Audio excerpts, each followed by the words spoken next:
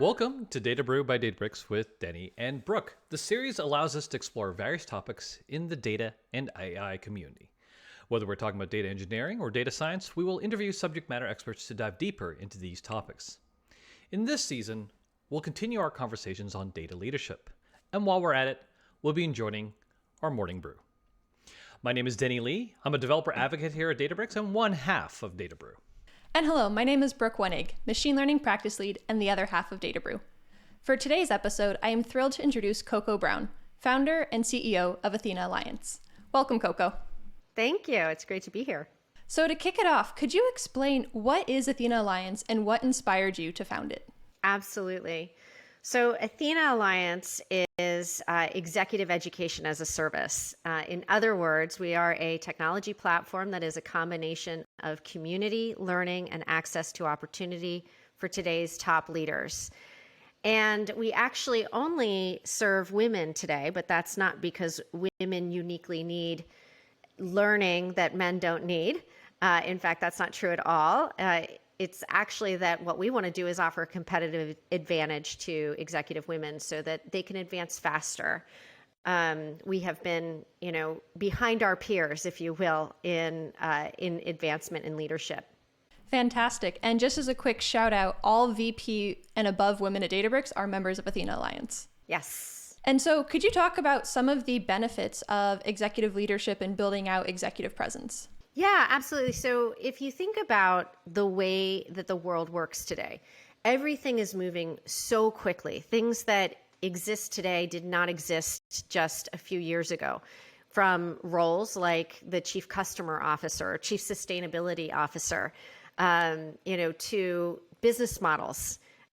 SaaS, as an example, is relatively new still in the larger context of business, to entire categories of industry. Right? So everything is just moving tremendously quickly. And it's not just technology that's moving us so fast. It's the fact that because of technology, we're so incredibly connected that everything can innovate so much more quickly. And so we are. So if you think about sort of the traditional way that we would learn and advance in business, we would have relied on, books of ages and wisdom of ages and, the executive MBA program that would pull on these kinds of learnings that would stand the tests of time, and case studies, et cetera. But those are increasingly less relevant. We can't take time out to learn in those sorts of ways while we're running our busy businesses. But also beyond that, most case studies are old the moment they hit print. And so the way that we think about it is that we need the equivalent of Netflix for business. And I mean that in a very literal sense. In the same way that you're experiencing Netflix for entertainment, we need a version of that that is for business learning, not just the stack of books that we want to read, but also an on-demand library of content that is anything from funding to founding to governing to operating the business across all realms of the business. And so that dynamic sort of learning where it's on demand, it's also live, it's also the right conversation at the right time because you're tied into an incredible ecosystem of other leaders. That's what Athena is all about. And that's what the modern leader needs in order to govern at the top ranks of leadership. It's super interesting to hear this context about education as a service and the Netflix of business education. So, but one of the things I'm curious about is from an Athena Alliance perspective, is there also perhaps guidance that allows folks to have a guided path for all this online collateral, right? Because some people may not recognize that they actually need to understand, marketing better or funding better or other aspects. I'm just curious, how does Athena Alliance work from that aspect? Absolutely. Okay, so every person that's on the platform has access to everything there. So you can just be curious, right? In the same way that you would be curious with Netflix. But you could also be directed. So we ask all of our members questions around I am, I want, I need, I'm blocked by. And the answers to those questions help us understand what they uniquely might benefit from, whether it's bundles within that content or it's particular content that we know others like them enjoy. So that's part of the experience. The other thing is that some people come to Athena as seekers. And the way I think about seekers is when you think about your senior leadership, you're getting closer to what we would call vocational freedom. You've spent a career building up to this place where you're now a senior director, a VP, a senior VP, a C-suite executive, a board member. You're in that upper echelon of leadership, and you're starting to think about your vocational freedom and what that means then about the portfolio you can build at the top. So we're no longer thinking just, okay, what's my next promotional layer? We're also thinking, okay, I could be the VP of X, Y, and Z and join a board and potentially start a company down the road and be an investor in that particular fund I'm interested in. So there's many different things we can become as senior leaders. A lot of them we can do at the same time. And so that kind of thinking is part of what drives us saying, if you want to be a full leader, you need to understand the breadth of that domain, but you might have come to us with a particular goal in mind at a particular time. So let's say on that front, you're seeking a board seat. So within that context, we have a tried and true and tested model that we've built over the course of 5 years. That was our origin story, get more women on boards, right? So we've expanded into this broader experience of Athena. But if you want to join a board, what we have come to understand is you need to follow a path. And that path is, and this again is not, gender specific. This is just the right path to make your goal happen faster and in your time frame and with the kind of outcome you're looking for, which is you're going to need support in translating your incredible career into the right story of you as an overarching steward of business. So if you think about your career, there's so much to say. What's going to sit on the cutting room floor when you have one page to tell the story, right? So you need support in figuring that out, because most of us cannot distill ourselves down to one page, and one page that's relevant in this broad frame, right? So that's where coaching comes in. So we have expert coaches that work with our members who are those kinds of seekers around that translation. Then we have expert writers who take that incredible story and turn it into the right brand package, we call it, which is your bio, your CV, and the essential LinkedIn. You've got to have those nailed because people expect them. And then there's practicing your storytelling. Everything's about storytelling today. Practicing your storytelling, practicing your pitch, practicing, your pitch in different scenarios and setting. Practicing being in high stakes settings where, you may be interviewing or you may be subtly interviewing. So all of that is something we've packaged up in a program we call the Accelerator, which is 8 hours of coaching, your brand package, concierge service. We're making right time connections to the right people in warm ways. So that's where, I think to get to the answer to your question, Denny, is there's the general exploration, executive education on demand as I need it. And then there's the targeted way to approach that if you're seeking a specific goal. I really like that program because it's applicable to everybody, not just those seeking board seats, but being able to tell a story about what you're trying to do with your business or what you've done with your previous experience, and then practicing your pitch.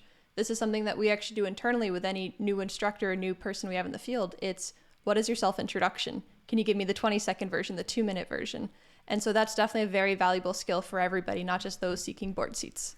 Exactly. You may be seeking funding. You may be trying to stand on a bigger stage for your own brand or for your companies. And all of these sorts of places where you're building yourself up as the brand in the interest of a bigger opportunity require that. Definitely. And so now I want to dig a little bit more into the corporate board structure. And so to start off, what is a corporate board? How does it differ from, let's say, an advisory board or a nonprofit board? Yeah. So corporate board, meaning it's a commercial entity. So it's a private company, a public company. It could come in sort of more flavors along that line. Is it private equity backed? Is it venture capital backed? Is it an ESOP, employee stock owned company? So if you think about that landscape of the commercial board, it's about 30,000 companies, meaning there's about 6,000 public companies, 6,000 ESOPs, 10,000 venture-backed companies, and around 8,000 private equity-backed companies. That's kind of the landscape in the U.S. And so what that excludes really is nonprofits, or in some cases, family-run businesses. So the corporate board is the governing structure of the company. At the most basic level, the role of the corporate board is to hire and fire the CEO. Now that's at a super basic level, right? And as we know, that's not what boards don't necessarily do that, particularly in strong founder situations. But the idea is that even the CEO needs a boss, right? And so in my case, I'm the CEO of Athena. I have a board. I report to that board. And I'm accountable to the board, which is accountable to our shareholders and our stakeholders. And the accountability they have is to ensure duty of loyalty and duty of care, that the business is cared for and that the interests of the stakeholders are cared for. And some of that comes from a view to governance, regulatory compliance, not cooking the books, financial health, those kinds of things, right? And some of it is tied more to longevity, sustainability. Will the business survive? Will it be healthy? Are we doing the things to ensure that? So that has that sort of speaks to succession planning. It speaks to understanding the market, understanding the trajectory of the industry, and being able to get out ahead of that and make sure that the business is doing the right things strategically to stay viable. And I know some companies also have advisory boards. How do those differ from the general board of directors? Yeah, advisory boards are not fiduciary boards. In other words, the fiduciary board is responsible for that duty of loyalty, duty of care, and is on the hook, for wrongdoing in that regard, or for not having their finger on the pulse and their eye in the game. And so in a fiduciary board, you're going to see things like directors and officers, insurance to cover for those kinds of things, but also a very detailed structure around the responsibilities and the record keeping and the decision making. So the fiduciary board is a true governing body. The advisory board is really just for advice. Advisory boards are fantastic in that they can come along with stock, equity as an incentive. They can come along with cash as an incentive. They can come along with notoriety as an incentive. And there's a variety of different kinds of advisory boards. So, for example, you might have a customer advisory board. In that case, kind of the notoriety is, these are our top X customers of this unicorn company, Databricks, and you 5 people are our top customers on this advisory board. That's a really cool kind of thing to put on your LinkedIn, So that's great press.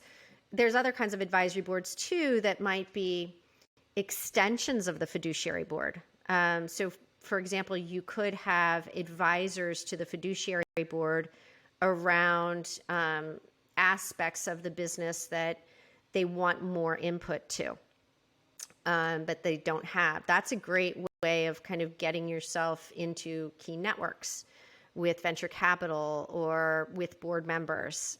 So advisory boards are great. They come in a lot of different flavors. Awesome.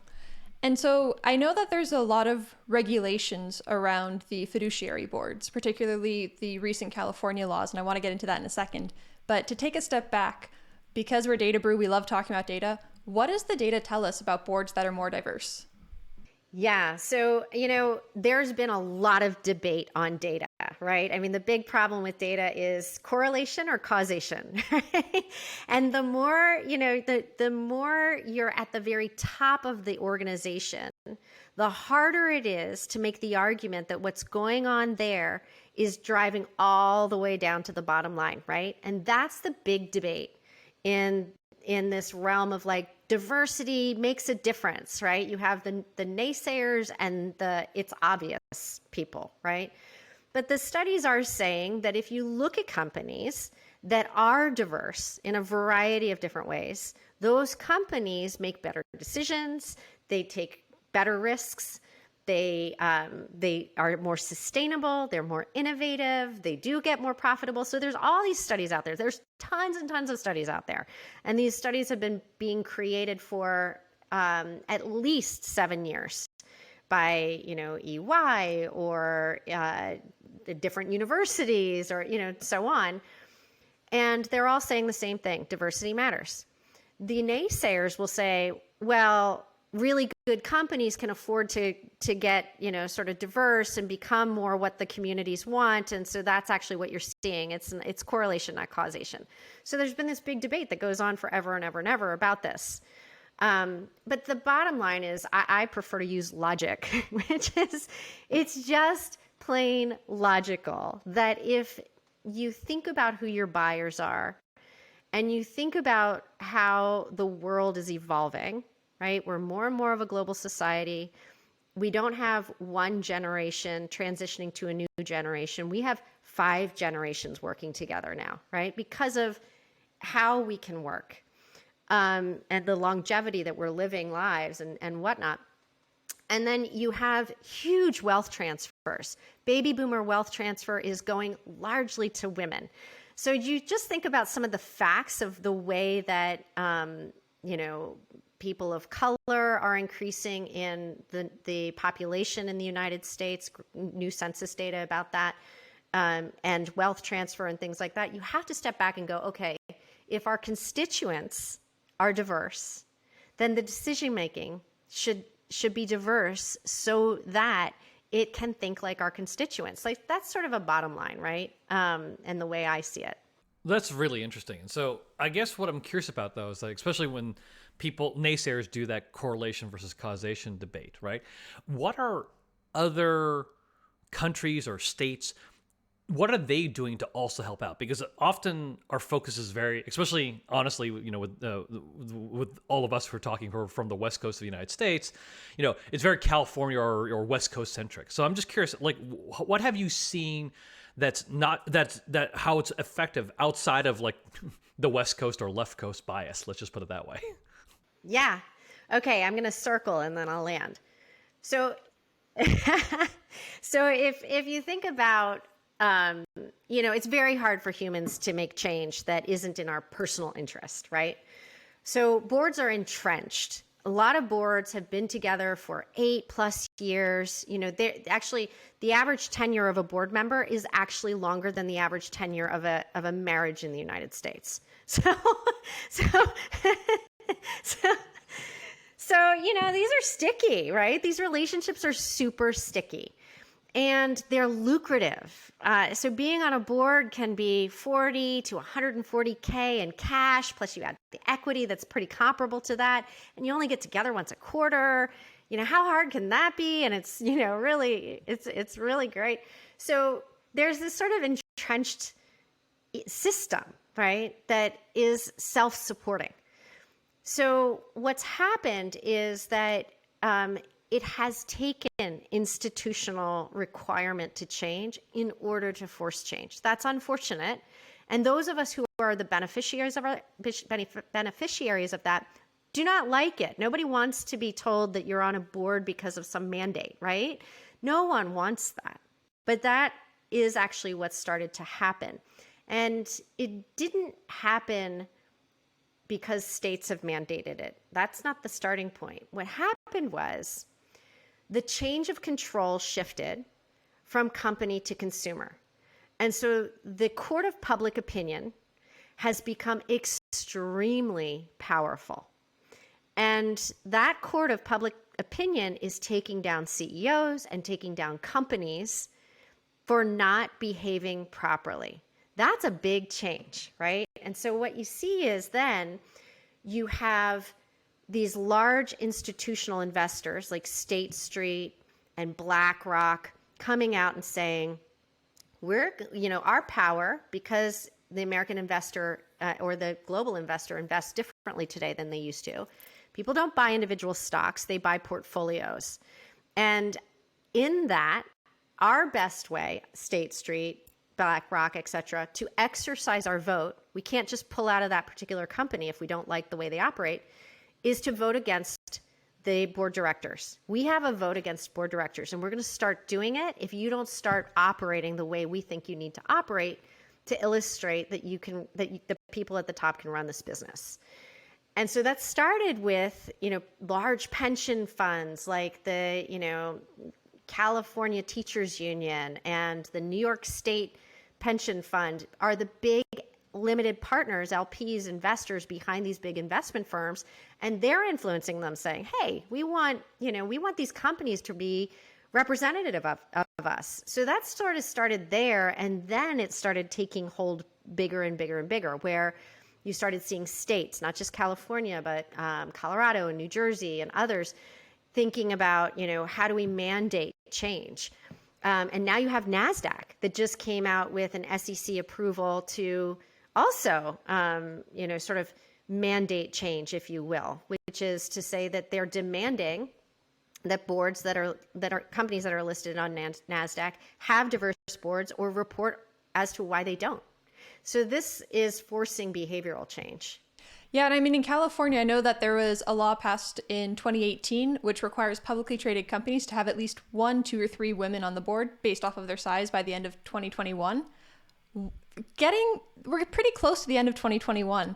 What transformations have you seen take place since this law was signed into effect? And what do you think about the future of these California-based companies?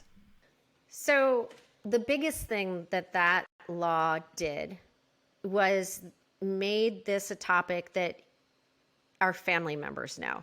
Like I had family members calling, "Hey, Coco, the work you're doing is like, mainstream news." It was no longer like a few people care about it. It was all of a sudden national news at every level, right? So that's the biggest thing that it really accomplished, because on the grand scheme of things, I mean, it's like 773 companies. Let's call it 800 companies that this affects, right? It's not that many companies that are directly affected by it. It's really the message that is being sent. And largely that message is being sent to the private companies that want to go public. And also what happened was, because it became mainstream as a conversation, you now have employees looking around and saying, "Well, what's my company look like? And why isn't my company looking like what people think is important? And why do they think it's important? Does diversity matter? Gosh, it really must matter if it's being mandated at this level," right? It's influencing the way we think about the problem and the conviction that we have and the energy that companies are putting on that problem earlier. So that's, I think, the bigger thing, because for the most part, these California companies are compliant. They're complying with the ruling. There's a few holdouts, and I've talked to some of them that have said, "I will sooner take my company private than have, a state tell me how I have to make up my board." I'm like, okay. They're not doing very well as a company, and, one can ask why. But, there's very few of those holdouts. And for the most part, companies are complying. They may be kicking, screaming a little bit, but the more that this is mainstream, the less that's true. Right. And so then related to that, there's also another California law signed by Governor Newsom, SB 979, which required California-based public companies to increase diversity, which is a phased-in approach by 2023. Just to provide the context for everybody listening, under the law, companies are required to increase diversity for underrepresented groups, including Blacks, African Americans, Hispanics, Latinos, Asians, Native Americans, and members of the LGBT community. Right now, approximately 35% of the California company boards consist of all white members, right? And so what do you think is like the reception of these policies? You sort of implied it already, but I'd just like to understand a little better. Like, are they, from that perspective, also like still kicking and screaming, or are you seeing more or less that seeing the change, basically? No, we're seeing the change. And to put that in context, for women, if we're super underrepresented in boards, which we are, for women of color, they're practically non-existent. So I think it's completely reasonable that, I think as is human nature. We're tribal, right? So first it was the tribe of men, but it was the tribe of white men. And then it's, the tribe of women, but it's the tribe of white women. And we tend to think within our own tribe. We think about women are trying to get board seats, and suddenly it's white women getting board seats, and we're not questioning ourselves where our women of color are. So it takes kind of that prompting, somebody saying to you, for example, you sit down at a prominent restaurant in a club and somebody nudges you and says, have you ever noticed that everybody sitting around on these tables at the restaurant are white and the servers are all Latinx? Has that ever occurred to you? So just having somebody open your eyes is really valuable. And and then people respond. They go, wow, that seems wrong, right? That doesn't seem right, but I never thought about it. I just thought that I'm eating lunch here, right? We think of things as being normal until somebody says, does this really feel normal to you? And then you're like, no, why is this normal? And I think that that's human nature. And the weird thing about where we are as a society historically today is that what you now have is boards saying, okay, well, I want a Black woman for our board, right? Whereas my kids who are teenagers are like, how do you decide that? I mean, because this friend over here is a quarter Black and a quarter, and they're sort of looking at us the way National Geographic's envisioned 2050, which is Corgentinians and Blackanese and, how are we going to, why are we so definitive? Why are we so, one Black, one Latinx? And also those communities are like, I don't want to be a statistic, 17% this, 14% that. But the reality is we have to start there in order to get to a place where we're just blended, where we just are diverse and blended in our diversity.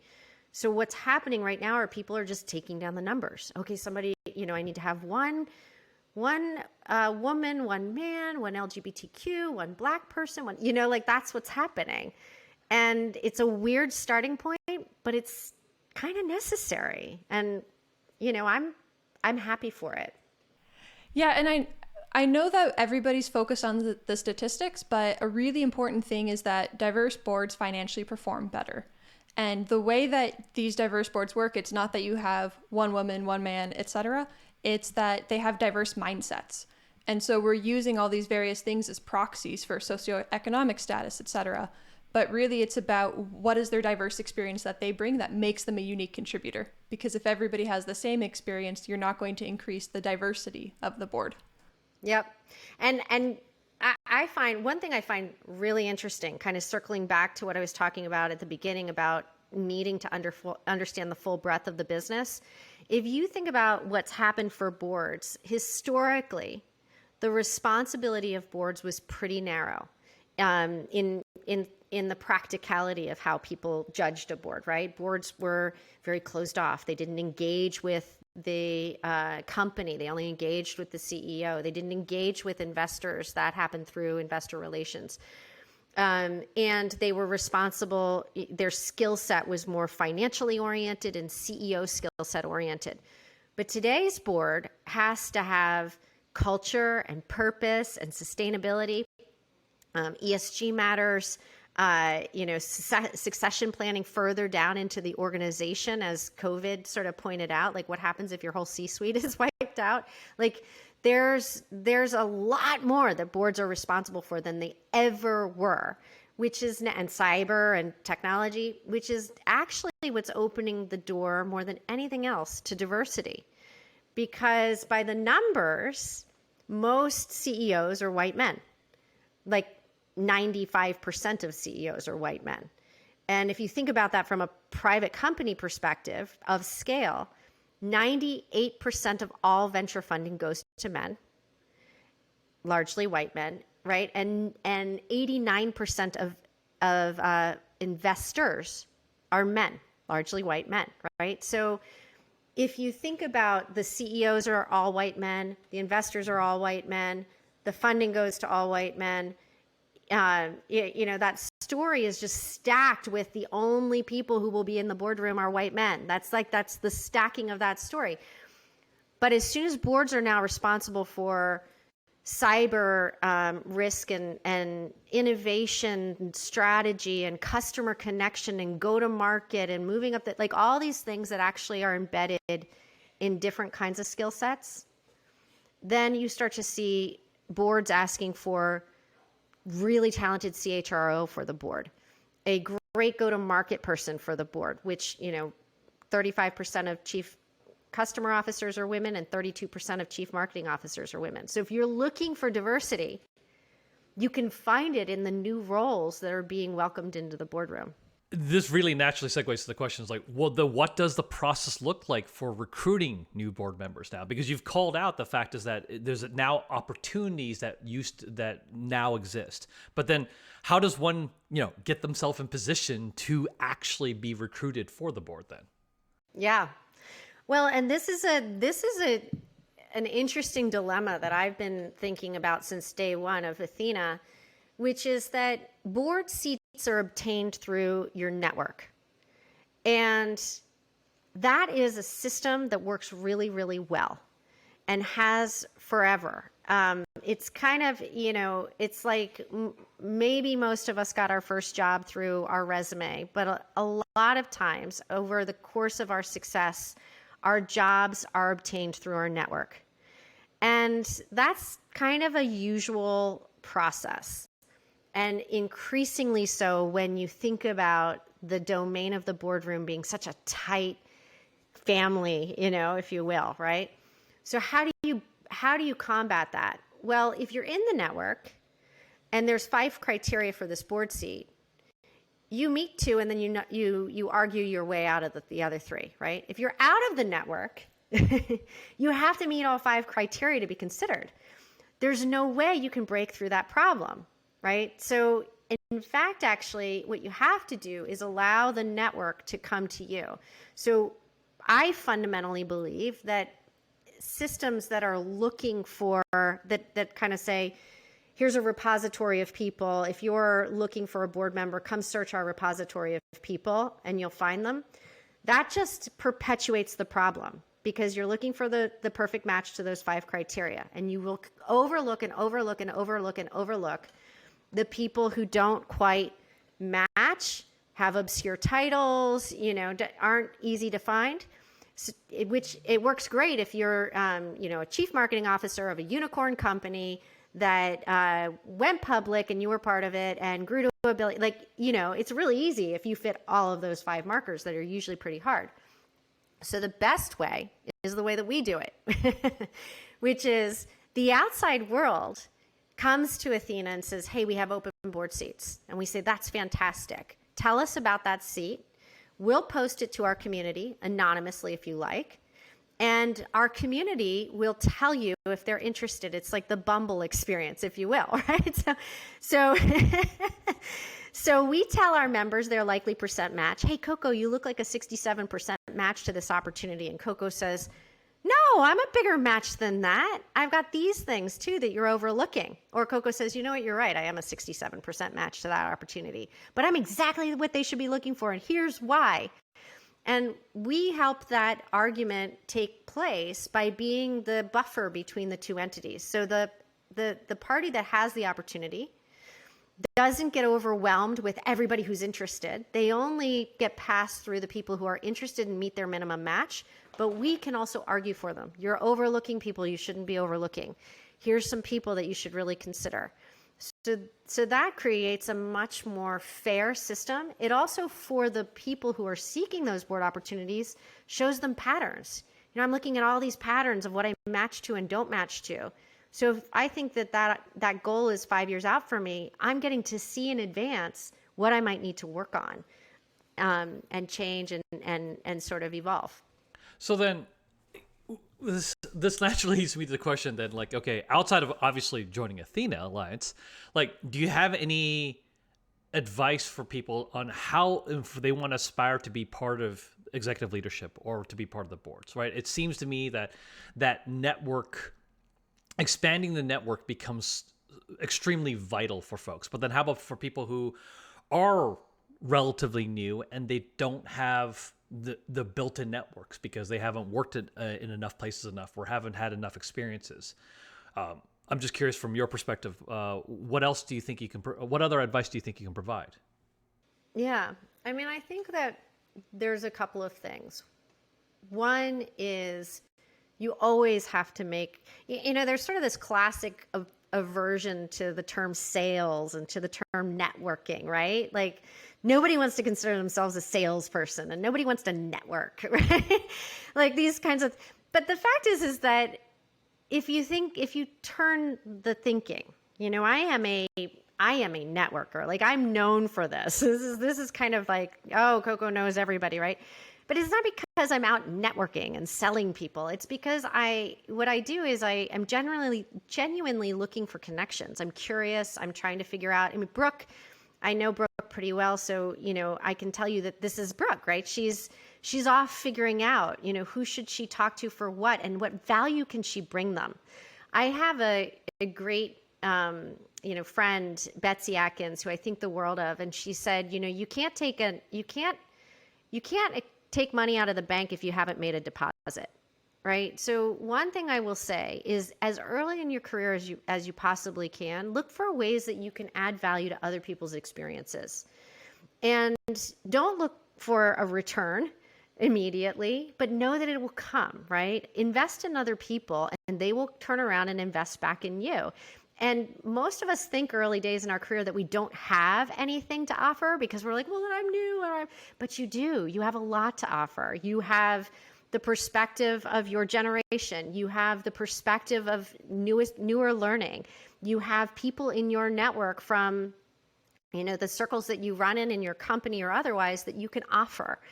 And you should do that because it's in your interest as somebody who's curious and developing, and it's also in the interest of the people that you want to develop relationships with. So I think networking is essential from day one. And I'm a little bit opposed to the idea that you want to create your personal board of directors or you want to create, you're looking for a sponsor. Everyone is your board of directors. Everyone is your sponsor. Everyone is like, you don't know who's going to be the most valuable person in your network, but you learn it over time as you figure out the kinds of ways that your relationships with people evolve. And then you invest in those people who are investing back, who really care about you. I think that's the key. I really love that advice. And one of the things I've always lived my life by the philosophy of is you can learn something from everybody. And so you don't enter a conversation of what knowledge can I glean from Coco today. But over time, you learn every person has something new and unique that they offer and something new and unique that they can teach you, whether or not you are anticipating it. Yes, exactly. I think that's absolutely true. And the people who do that and think that way, I think go much farther. Awesome. So thank you so much for joining us today, Coco. I do want to do a few shout outs. One, if you're interested in learning more about Athena Alliance, check out athenaalliance.com. And also Athena Alliance has their own podcast called The Third Act, which is hosted by Liz Tinkham. So also recommend that you check that out. Thank you again for joining us today, Coco. It was a fantastic session on executive education, boardroom, diversity, tenure of marriages. Overall, really enjoyed the conversation. Thank you both so much. Really honored. Thank you.